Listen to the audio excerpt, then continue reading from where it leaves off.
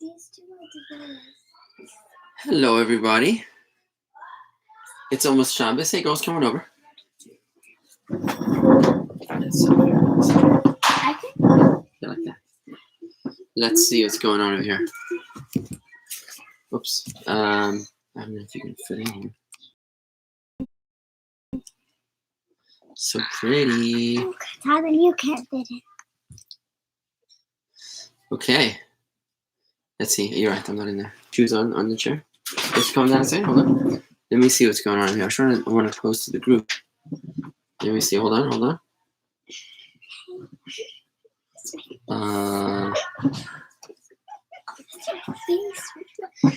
Okay. So hold on. Let me see.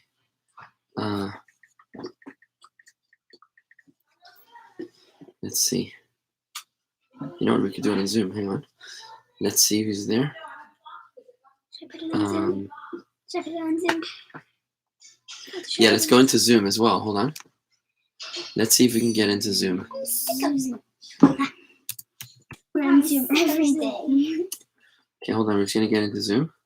Host the meeting? We're hosting? Can I sign in?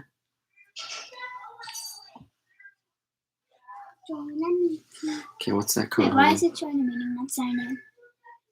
Just a second, hold on. Okay.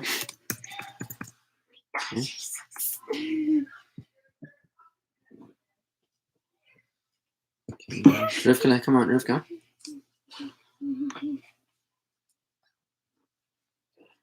How do you get in here? How do you get into the meeting? Start the meeting, okay.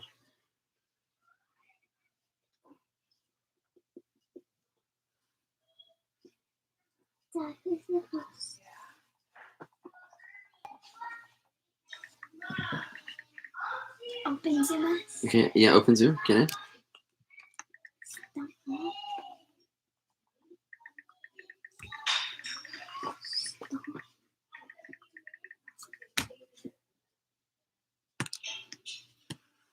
Okay, thank you. Let me see. Careful. Okay, I think we're on Zoom. Who else is there? There's Stephanie. Hey, Stephanie. Hello, Shabbat Shalom. Shabbat Shalom. We're experimenting something new here today. Girls, come on. Girls. Okay, I think one of you should go down. If you can't stand together, I think one of you should go down. Okay, we're actually experimenting on 3 platforms right now. We've never done this before. But Stephanie, we're coming back to you in 1 second. Okay, I saw you on YouTube. Oh, you saw us on YouTube. Okay. Oh, you heard we were switching over. We didn't really tell anybody we were switching. One of them might have access to one. Is that Robin Weiss? Weiss. Robin? Girls? Okay. Okay. Is that Robin Weiss? Robin, your video's off. We can't see you. Okay, we're just experimenting. It's a new platform of URC. Stacy, hi Stacy, and Dean, and Dan. Shalom. So we're a little spread out over here with 3 platforms. But hey, we're gonna have fun. First of all, I want to say l'chaim to everybody. Let's pour yourselves a l'chaim for Shabbos. L'chaim, l'chaim. It's almost Shabbos. It's beautiful. A little drink. We miss you all. Little drink? Yeah, a little drink. Hold on. Who's there? Who do we have? We have Lauren Feingold and Stacy and Dean and Dan. And on Facebook, I can't tell who's there. But on Zoom, I'm jumping around. I see Robin Weiss. Robin, are you? Okay, I'm not sure why we can't see Robin. But anyway, Stephanie, I can see you. I want to say l'chaim to a beautiful new Shabbos. L'chaim to a new week, to a new month. Today is the Rosh Chodesh, it's the beginning of a new month. And the new month is Iyar, which has the acronym of Ani Hashem Rafecha, I am Hashem, your healer. So may we all experience proper healing in every respect. Effective immediately. Baruch atah Adonai melech haolam, she'akol niyeh b'dvaro. Amen. Mechaya, this is great. Good. So, friends, I'd like to ask you a question. We're having a pre-Shabbos Farbrengen. We're trying something new now. A pre-Shabbos Farbrengen. The question I'd like to ask you is, how do you feel about, the unexpected parts of your lives? How do you react when something comes up like a coronavirus or a broken leg, God forbid, an emergency surgery, maybe something out of left field. How do you respond to that? You know, if you're watching on YouTube or on Facebook, or if you're with me on Zoom, feel free to comment or to post or to write something. How do you, you know, it really is very unsettling when that happens. And how are we supposed to respond to such a, you know, like life right now is very, very challenging. We don't know. We weren't planning for this. Hi, Beit Tefillah. We really weren't planning for this. And what are we supposed to do? How are we supposed to respond? And that's why I'd like to share with you a quick story from a group of Chabad activists, women activists, who were traveling. I'm echoing myself over there, so I need to do something. Hi, Dean. Switch this over to here. 1 second. I got to work out how to mute the screen. Okay. How do you mute it, Racheli? Go to participants. Participants, that's how you do it? Okay, good, perfect. Yeah, wait. Got it. Mute all. Mute all. Thank you, Racheli. Okay, good. I see we have, I see we've got Dean on the Zoom. Hi, Dean. Nice to see you. Dean, so how do you respond when life throws you an unexpected curveball? What do you do? Just move forward. You keep on talking? I keep on. I think you have some experience in that department. You've got some experience. I think you have some experience in that department. I do. Steph, what do you say? You can't give up. You have to just keep moving forward. You have Keep to trucking. be positive and just. Well, yes, I agree. For what you have. You know, the thing that makes this coronavirus different from other things, let's say like breaking a leg, is if you break a leg, you know from a doctor approximately how long you're going to be up. Let's turn this off. How long I have to stay without vacuuming my house or going for a bike ride. But with the coronavirus, we just don't know. We don't know when we're all going to be able to get together to at least be 3 feet from each other. My brother was telling me that in Israel today, they allowed them to daven in shuls, 19 people maximum, outdoors. Yes, so because it's they're Rosh opening Chodesh, the outdoor malls in Israel. but because it's Rosh Chodesh, there was many more people came to shul. They had to like bar people from joining the minyan. It was like an interesting situation. But I'd like to share with you a quick thought here about how we can potentially make it more meaningful. To make this crazy time a little bit more meaningful, I see Alyssa joined us, and Felice also, as well as I think that's Gail Wertheimer, and Joe Furtig is dropping in. Please accept my apologies. We didn't really promote the Zoom link until like 3 minutes ago. So thank you everybody for joining us like at the last minute right now. We're getting at the hang of this social media lifestyle. We're trying to make the best of it, as you'll find out in the story I'm about to share with you. Joan Black is joining us from New York, and Michael Brook, and Alison Biazzo. Great to see you guys. Anyway, so back to my story, guys. I want to share with you a little thought to help maybe carry us a little bit more meaningful through this crazy time. There was a group of ladies, Chabad Rebbitzins, and not Rebbitzins, just ladies, just community activists from Crown Heights that went to a women's convention in 1967 in Detroit. Amongst them were a woman by the name of Miriam Swerdlov. You may have heard of her. Hi, Krinskis. Hi, Tis. Nice to see you. So there was Miriam Swerdlov was there. You may have heard of her. I think she was Sarah's teacher once. She was definitely Hannah's teacher once. But they found them. They were at the airport on the way back home after the convention, and a tremendous blizzard, like would only happen in Detroit, something we can't relate to in Florida, descends on Detroit, and all flights are grounded. So these Rebbitzins are very concerned. These ladies, how are we going to get home for our families? Who knows when Shabbos was?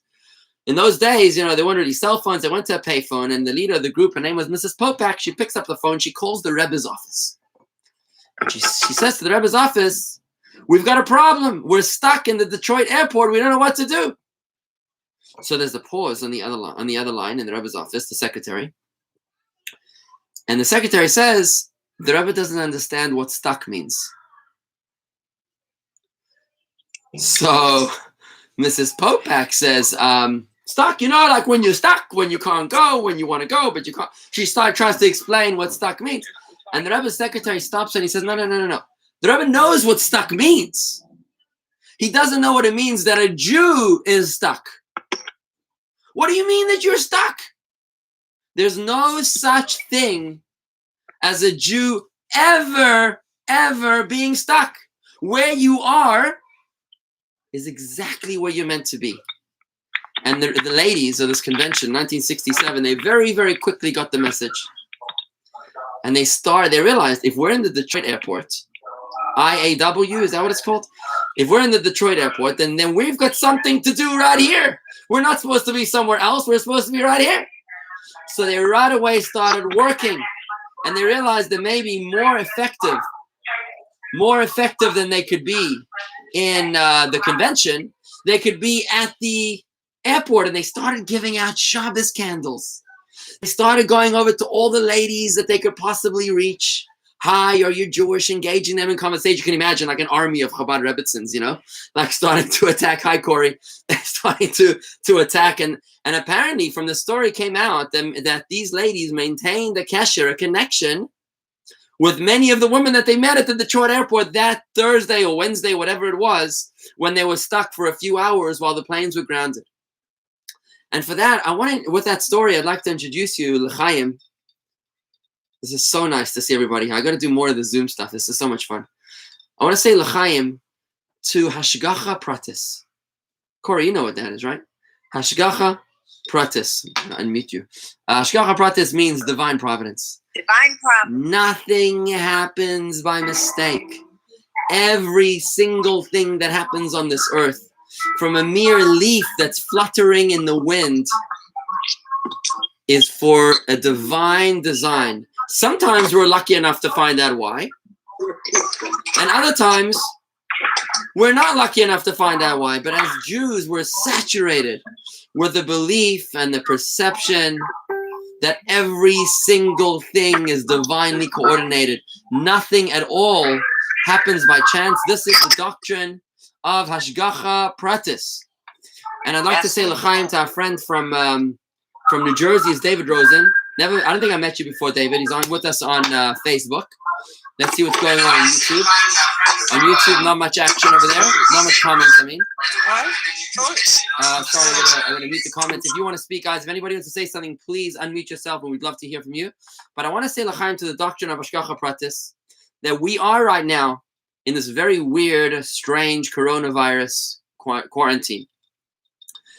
And it's meant to be. It's exactly what Hashem wants us to be. I was explaining to somebody this week who lost his mother, one of the members of our community, that, he couldn't say Kaddish. Said, as much as God wants you to say Kaddish on a regular case, in this case, he wants you not to say Kaddish. Because right now, it's not legal to have minions.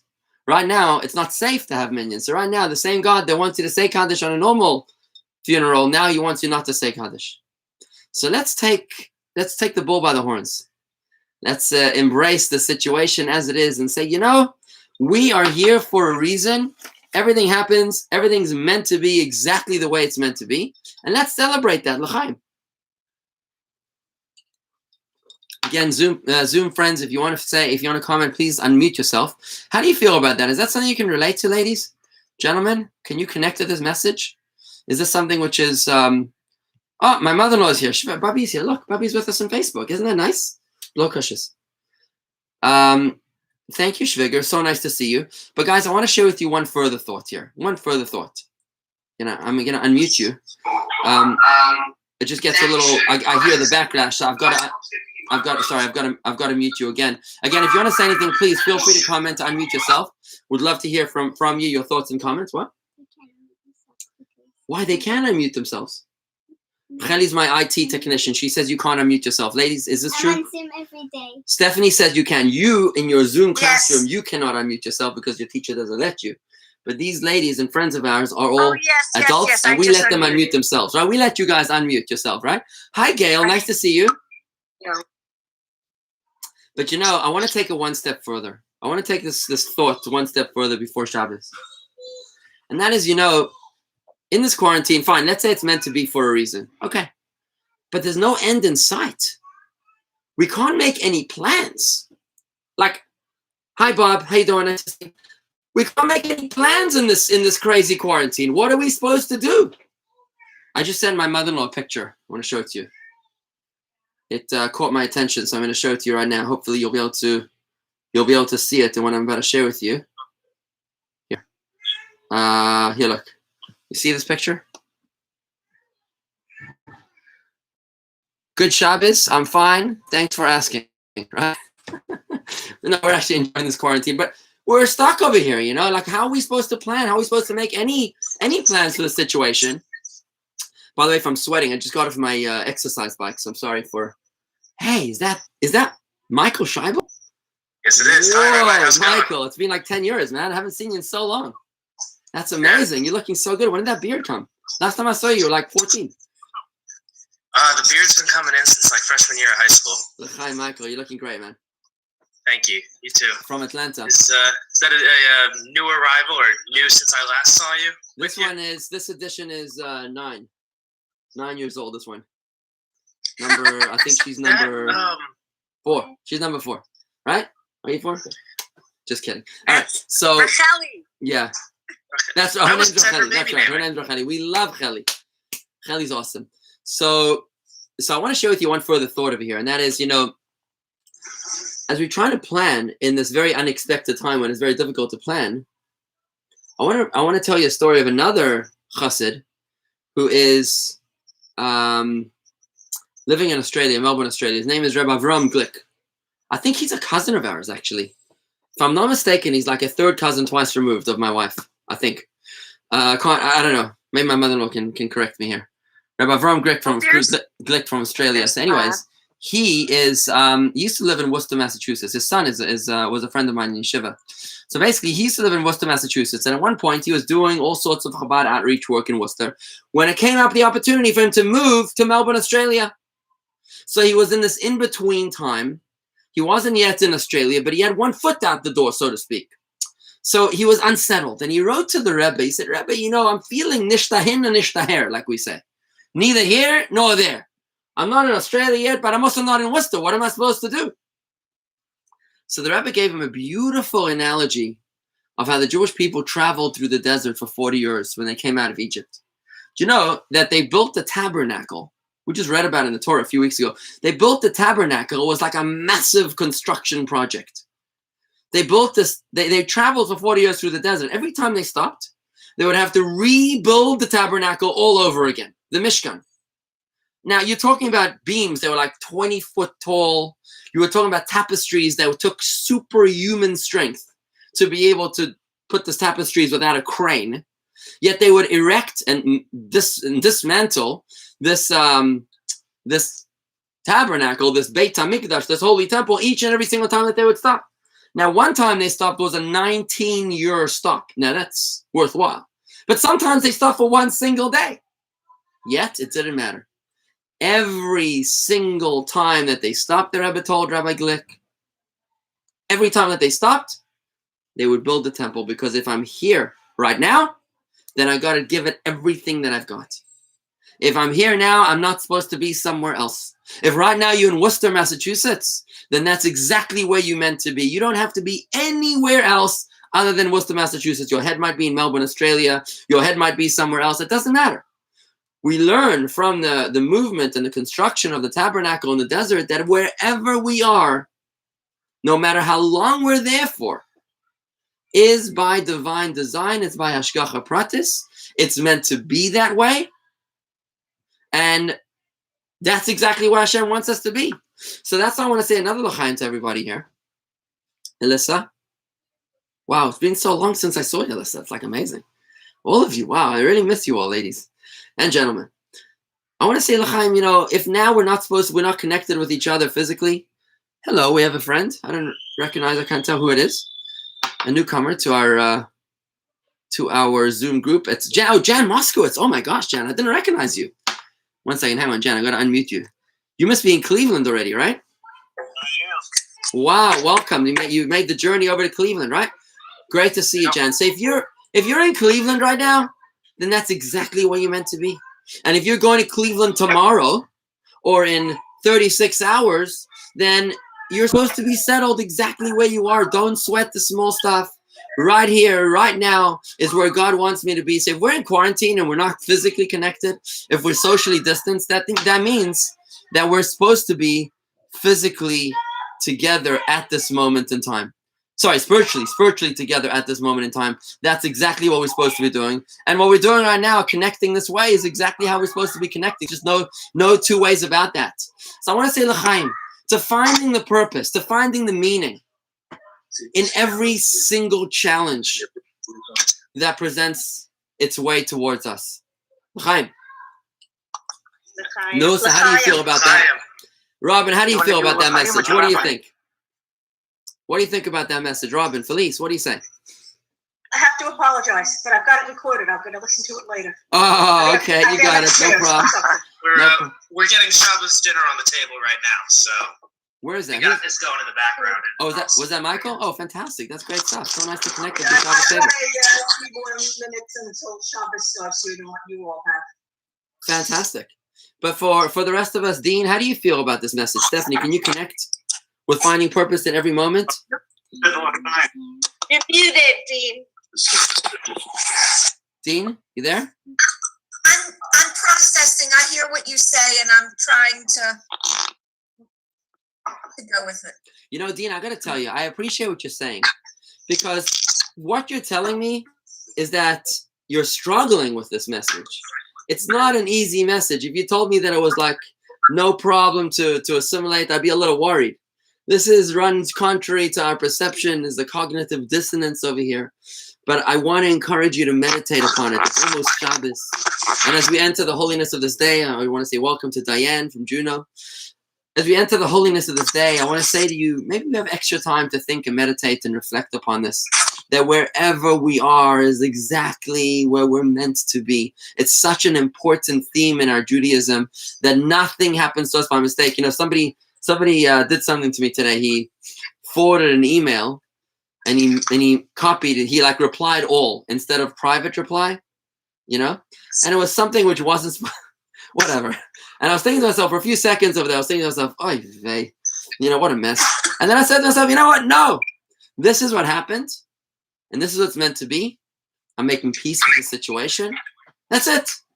It's probably, you know what, maybe it's not my first choice, but it's probably exactly the way that Hashem wanted it to be. And I think that for me personally, I want to tell you, for me personally, I find a lot of guidance and direction in that. I find a lot of strength in that faith, to be able to strengthen my own faith. Even when I'm knocked out of whack, you know, this is a tiny example, a little email that was reply all. But, you know, sometimes it happens to us, to all of us. We're all human beings, that we get knocked a curveball, like a coronavirus pandemic, or, you know, maybe an economic meltdown. And we realize, you know what, at the end of the day, Hashem is in full control all the time. Sometimes it takes a little drink to help you assimilate the idea, right? It helps. That's what we say, l'chaim. Because it doesn't always come naturally, Dean, like you said. But then there's one more point, one final point I want to share with you. L'chaim. So beautiful to do it for Brandon like this. We got Brandon joining us and Julia. You know, Brandon on his shirt, he's got the Nike swoosh logo, which says, just do it, right? Well, I don't know, it says England over there. I don't know how that fits in. But there's the Nike swoosh logo, which is just do it, right? And just do it is exactly what I'm saying to you right now. It's a Nike swoosh. Just do it. Just go with the flow. Roll with the punches. Like I wrote last week, let go and let God. Even though Stacy's telling me on YouTube right now, l'chaim, it would be nice to have a few less challenges. And Stacy, the next one I want to address to you specifically. So the next story I want to address to you specifically. Hi, Dvarochana and Judy Schuster on Facebook. This is so much fun, like jumping between these three platforms. It's like really awesome to be able to connect with all these beautiful people on this Erev Shabbos. It's amazing. So, what? Zaidi on Pesach? Oh, Racheli's saying could also say the story about Zaidi on Pesach when he was all by himself on Pesach, which was meant to be, right? But I want to share with you one final story, and that is to Stacy's point, that, you know, what happens when it's painful? You know, it's one thing to be dealt a curveball. Okay, it's inconvenient. Fine. I'll begrudgingly accept the doctrine. You know, that there's divine providence. God knows what he's doing. Everything is predetermined. It's meant to be. And you know what? I'll maybe even accept the notion that every single moment in time, no matter how long, there's no waiting periods. Wherever I am, I'm fully invested. But what happens? What happens when you experience downright pain, anguish, trauma? There's a beautiful story He came to the Rebbe before Yom Kippur, and he came for lekach. You know what lekach is? Lekach is honey cake that people would receive from the Rebbe. And just like honey cake is sweet, it would represent the sweetness of the blessing for a sweet New Year. Like the Rebbe would give out dollars, the Rebbe would give out honey cake. You know, it's called lekach, like taking, where you take the blessing manifested in the sweetness of the cake. And the Rebbe said to this one chassid, he said, "This is for you, for a sweet New Year, a sweet and healthy New Year." And then he said to him, "Tell your father, who's right now in the hospital, that when he finishes the mission for which he was sent to the hospital, then God will set him free from there." That's quite an interesting message, right? When your father, tell your father who's in the hospital right now that when he finishes the mission for which God sent him to the hospital, then God will set him free from the hospital. Right away, he calls up his father and he says, "Tate, you won't believe what the Rebbe just said. He gave me lekach, he blessed me for a sweet and healthy New Year. But then the Rebbe said to me, this message about you being in the hospital, apparently you're on a mission." And it suddenly dawned on this fella in the hospital. It dawned on this guy in the hospital that the Rebbe, that he was there on a mission. And instead of looking at himself as a victim, he suddenly realized that he's there as an ambassador. He's on a mission. He's on a mission, right?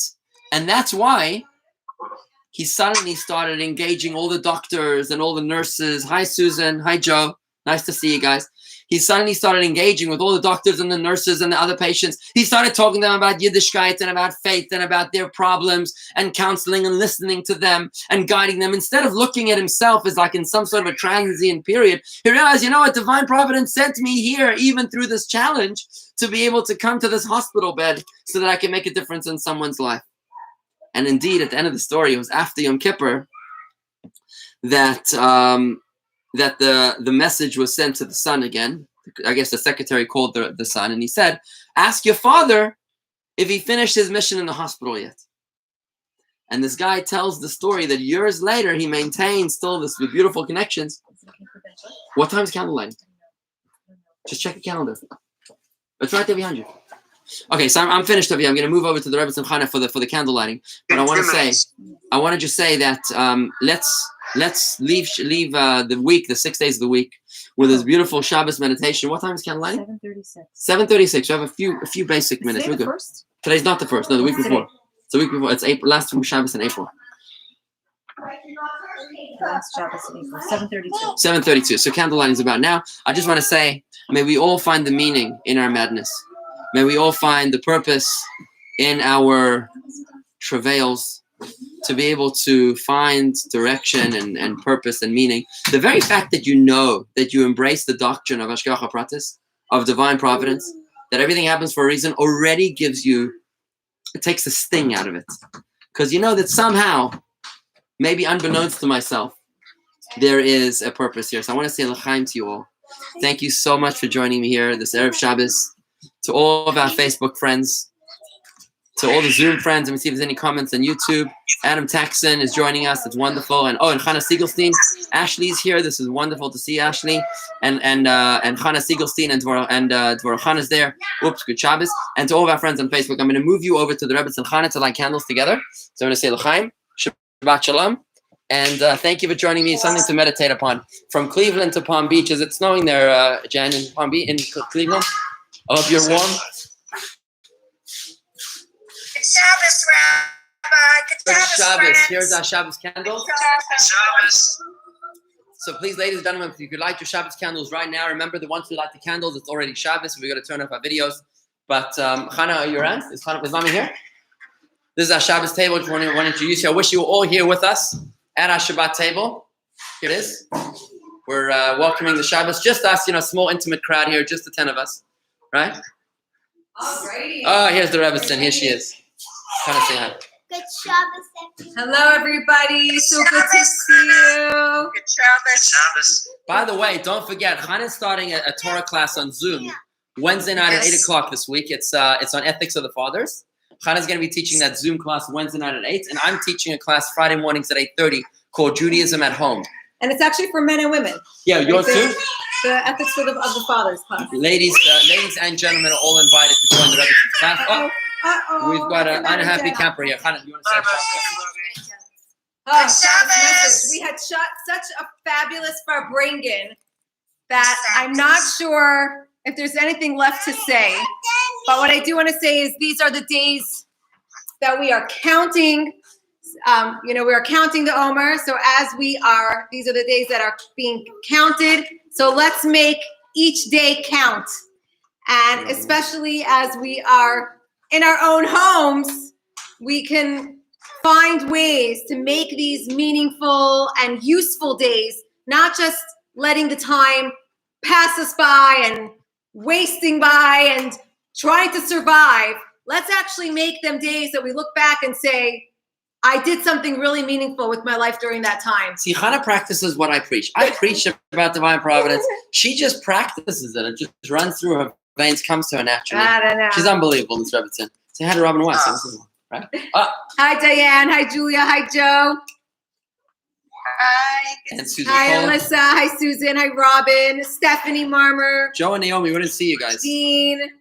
And there's Gail. Gail and Bob. Oh, Gail. Hi. Do you see that's Jan's house for Time Off Squats in Cleveland? Hi, Jan. And we got our Facebook and YouTube crowd here. Oh boy. And Facebook A whole is bunch busy. of friends here too. And Stacy Thor. Say hi to Stacy. Stacy and I Ashley. like Sim much better. I like Sim. Oh gosh, we miss everybody. Verla, what's going on over here? Where's all these people, Verla? Where's all the people? Where's the people? Verla, say good job. Dvora, do you want to say Torah? Do you want to say Torah to all the people? Dvora wants to give a speech, guys. Dvora wants to give us a little speech.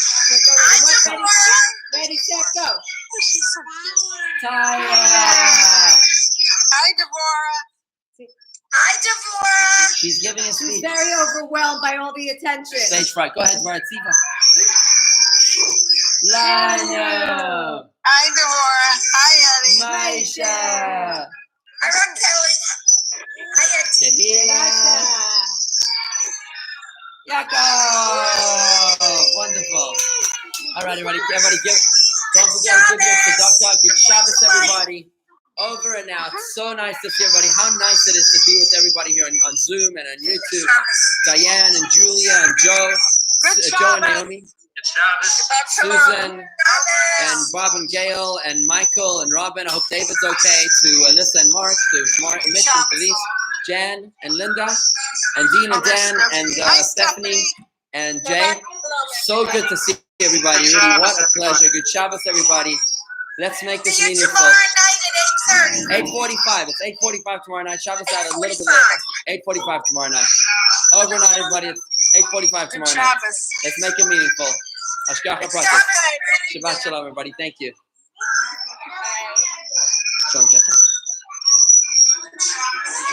Good Shabbos. Good Shabbos, Gail. So good to see you guys. Shabbat Michael, it's shalom. so nice, man. So nice to see you. Wow, so special. Stephanie, hope you connected with that message. Take care, guys. Be well, everybody. Thank you, Robin. You're looking fantastic. Oh, Label, hey, you must be kidding. Label, where you going? Hold on, Label. What's going on? We're on YouTube, Label. I got your kids over here. Label, I want you to do Cantorial next Friday.